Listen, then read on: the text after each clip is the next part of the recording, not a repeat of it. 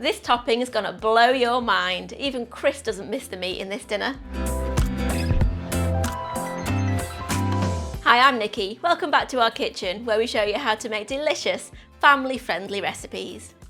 It's no secret that I spend many hours thinking about food, and sometimes I even wake up in the middle of the night thinking about recipes and have to write them down on a notepad on my bedside table. And this is one of those recipes. So let's get cooking. We're going to start by boiling up the pasta. Add 300 grams, which is about 10.5 ounces of dried spaghetti, to a large pan of boiling water. Whilst that pasta's cooking, we're going to make the topping.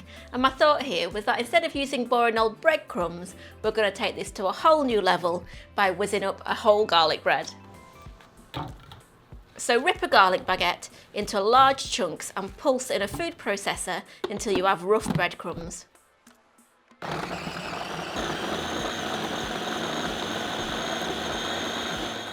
Blending it up with all those lovely chunks of garlic butter means it's ready to fry up into lovely crispy garlicky perfection.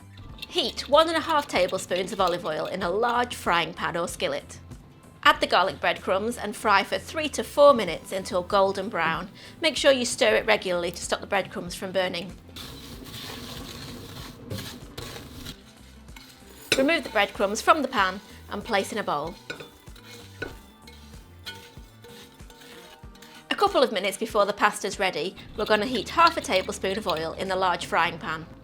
Add in a finely chopped red chilli and fry for 1 to 2 minutes on a low to medium heat. We're going to take a cupful of the pasta water before we drain the spaghetti in a colander.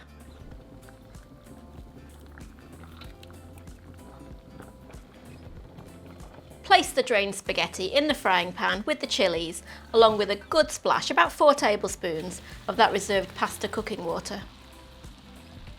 Add the zest and juice of 1/2 lemon,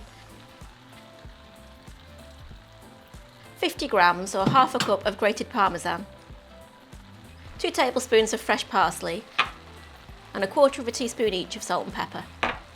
Toss together to combine and add a little bit more cooking water if you want the dish to be a little bit more creamy.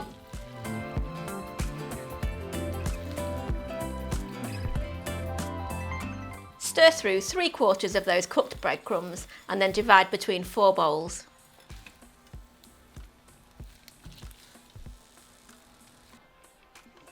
Top the bowls with the rest of the garlic breadcrumbs, plus a sprinkling of parmesan, lemon zest and black pepper.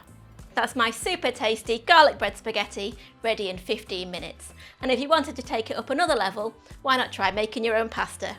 Or if you're just after some quick and easy midweek meals, I've got a whole playlist queued up for you here. See you next time.